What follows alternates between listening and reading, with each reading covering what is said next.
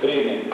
Each year at graduation, it's a pleasure for me to introduce the main speaker for the evening, and as is our tradition here at Fairfield, we invite a former graduate back to our school to deliver the main address. This year, it's my privilege to welcome Jim Schreiner, who was a member of the class of 1977, all the way from Champaign, Illinois, where he's a professor of special education at the University of Illinois. I would also like to welcome his wife, Cheryl, and son Marshall, for making the trip, and invite you to join me in welcoming Dr. Jim Schreiner.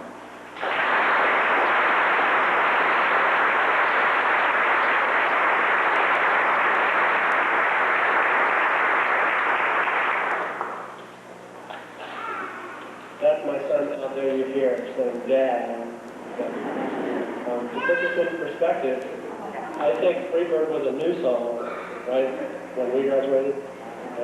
Okay, here, I'm gonna disagree with one of the speakers in one minor respect.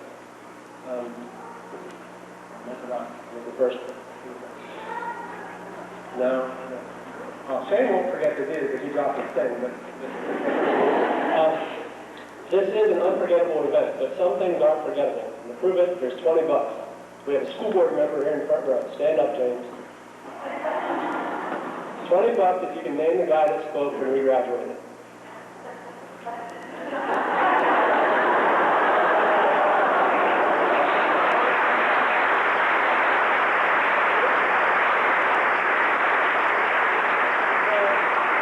I'm under no illusion that this will change your lives for more than a few minutes. But I do want to tell you how much this place has changed, and it's an indication of the commitment that all those people out there have to you. Because this apparently was a parking lot when I graduated. I was you said it was the band supplied, and it's not. It's the parking lot. But anyway, I'm going to turn the table. This is an audience participation thing. Someone out there cares about each of you very much. The community as a whole cares about you very much. They support you in ways you don't even know. You'll know it later on, maybe. And all of this, what a beautiful place. Give someone out there right now a little applause for supporting you.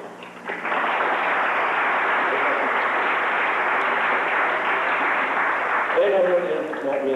But at this time of the year, with all the graduations going on, I thought it would be important to find out what other people were saying at graduation, so I did a little research. Jim, did you get the name yet?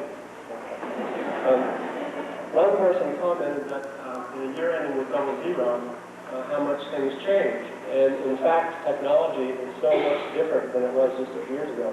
One of the quotes I found was that people of the class graduating in double zero were spoiled by technology, and they were working so fast and furiously to make gains using technology and forgetting about the people around them. And that wasn't a speech from this year. That was a speech from 1900 to the class at Lebanon High School down the road from Lancaster County. But it's true that the one thing that is constant across all those years, the millenniums, et cetera, is the people that you have to work with. And the things I'm going to talk to you about briefly tonight are about those things, the people, and not, I'm not going to talk to you about technology. You've heard the class of 2000, the millennium, Y2K. I'm not going to talk about that kind of stuff. But I have to make apologies up front. There's one lawyer joke in there, so if there's an attorney out there, I'm sorry. And there's one reference to the biblical name for a donkey, but it's important to a story. And these are just my observations. These are not proof of anything. All the faculty down here in this corner wonder what I'm going to say, but this is just one of the things that you get to be when you're a professor. You get a little bit of freedom to make some comments about things that have happened. And here's what I'm going to comment about. The people I chose to work with were people with disabilities. And here's the one thing I want you to know about people with disabilities. You're all eligible to be part of that group at any time. No other minority group in this nation are you eligible to be part of in an instant. So the work I do is important to me, and maybe not to other people, because I think at any time any of us can be part of that group. There are 40 million people with disabilities in this country, some of which are students with learning disabilities, students with mental retardation, students with emotional and behavior disorders. And I work with a colleague from Texas, working with kids in gangs, social maladjustment, and things like that. The most important thing that I know is that the most important thing is not how smart you are. The most important thing is how well you use the smarts you got. And part of that is dealing with other people around you. And one of the things I did early on in my career was a research project where we asked people who were going to employ graduates from high schools and colleges, and we asked, we asked lots of people. We asked the CEO of 3M, the people who make Post-it notes. We asked 1,000 different business people. We asked the nuns of Chicago. We asked the guy who started MTV. We asked the woman who ran Los Alamos, the town that was just destroyed by the wildfires in New Mexico, the nuclear regulatory place. What the most important quality of potential employees was. And this really disappoints the teachers, but it's not what you know. It's how well you use what you know and taking responsibility for yourself and dealing with the people around you with your smarts.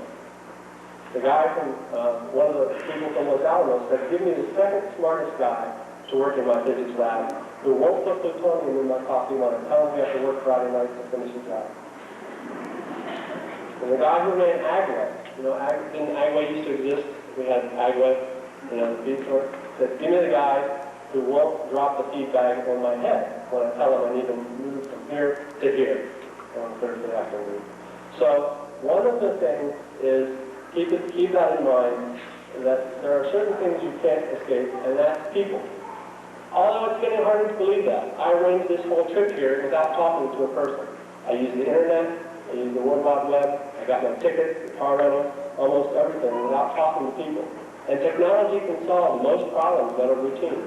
You don't need to talk to people. There's a guy across the hall, I know he's across there, he does his whole life, it's called a population depletion exercise.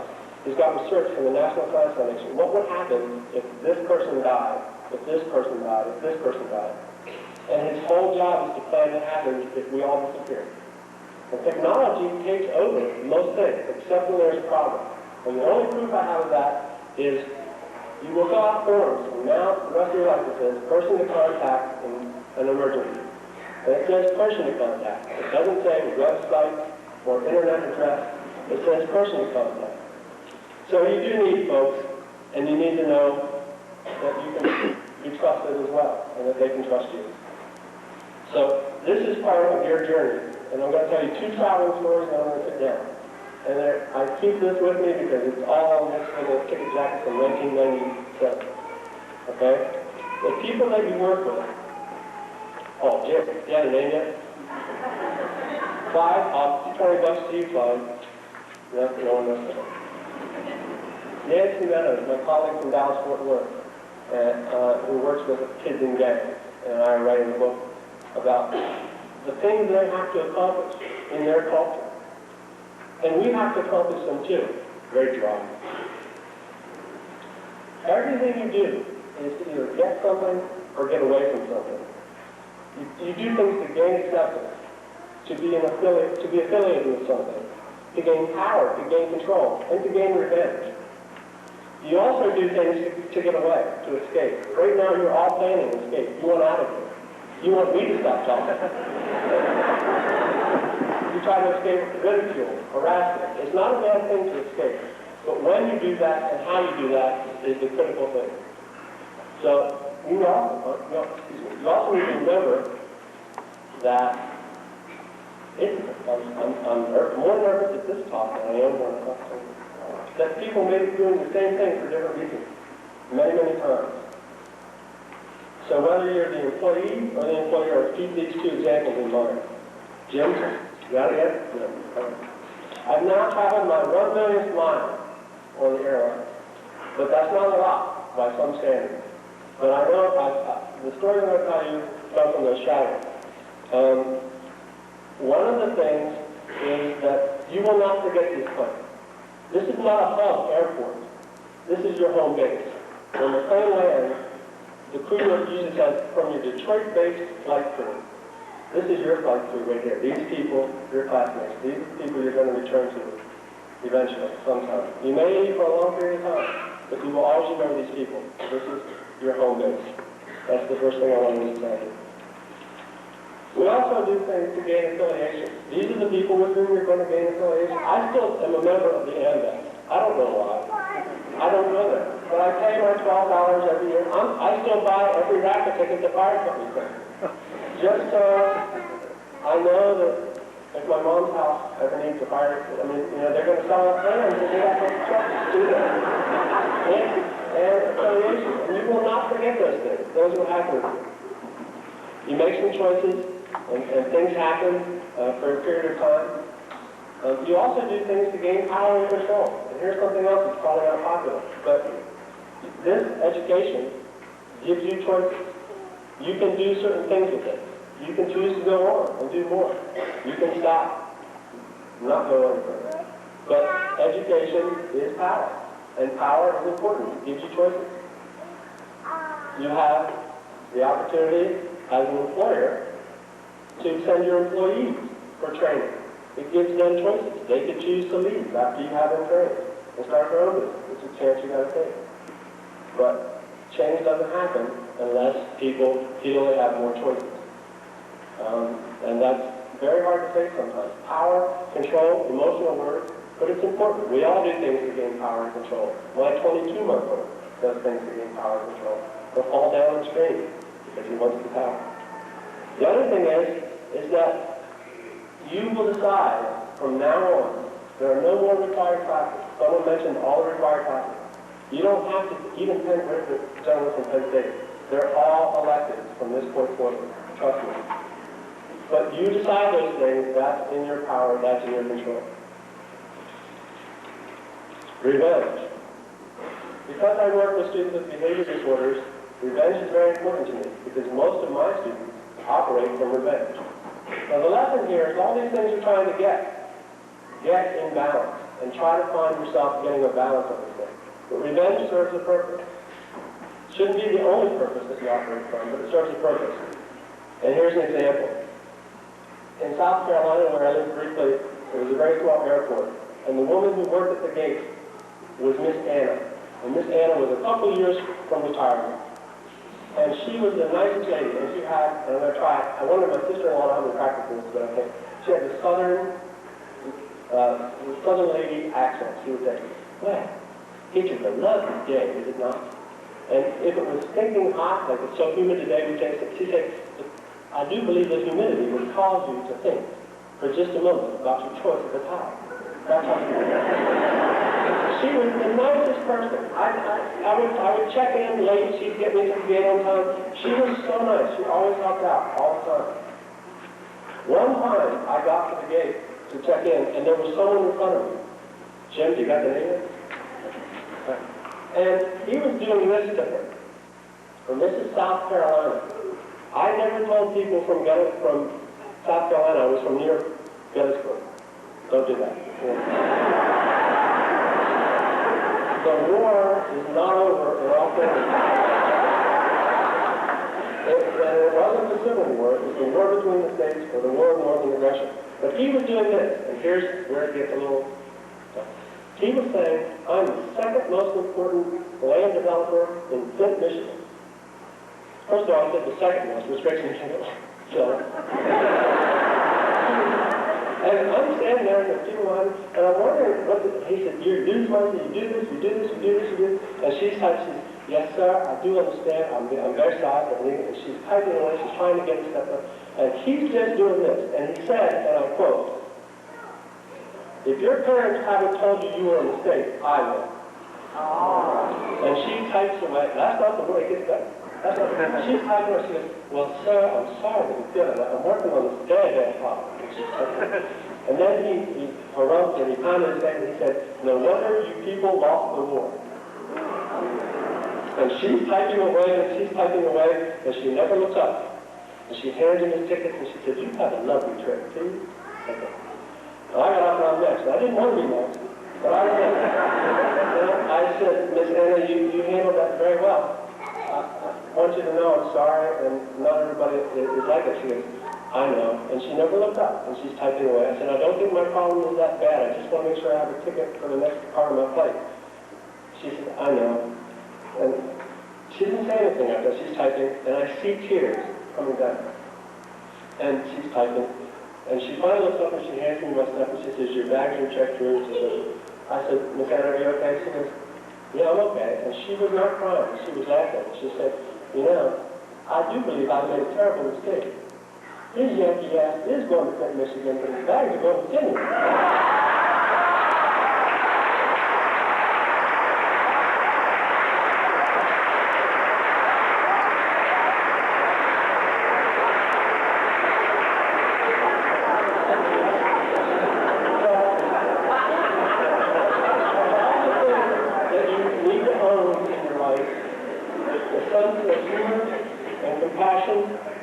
And being able to take care of each other is the most important thing.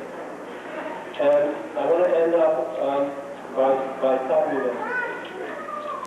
Somebody here is going to remember who spoke at their graduation. All of you reach under your seat.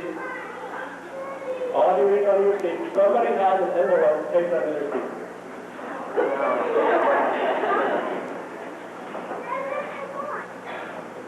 Who's got it? I know who's got it, so you're going to have to stand up. Stand up. Read the name, Jen, right? Read the name and the title of the person on the back of the envelope if you will. Richard Clough, the flying creature from New York. You don't remember him? This is my magic trick.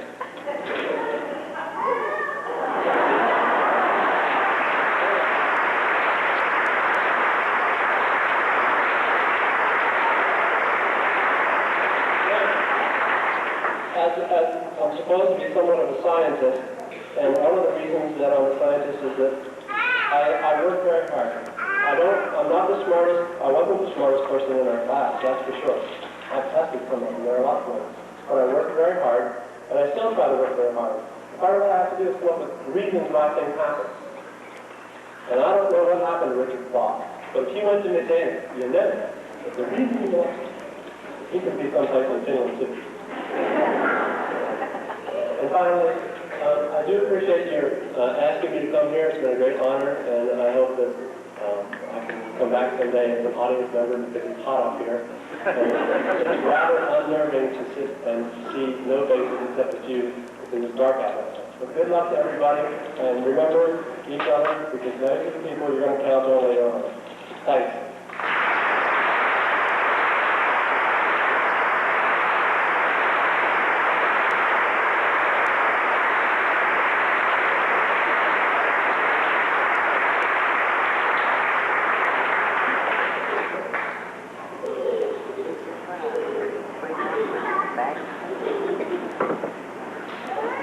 Thank you very much, Jim. That was certainly a very entertaining presentation, and some of the faculty. Remember, you said that it would probably be entertaining in a certain way. But additionally, you had some very appropriate things that I think some of the members of the class of 2000 can carry with them. I'm going to diverge a little bit into technology.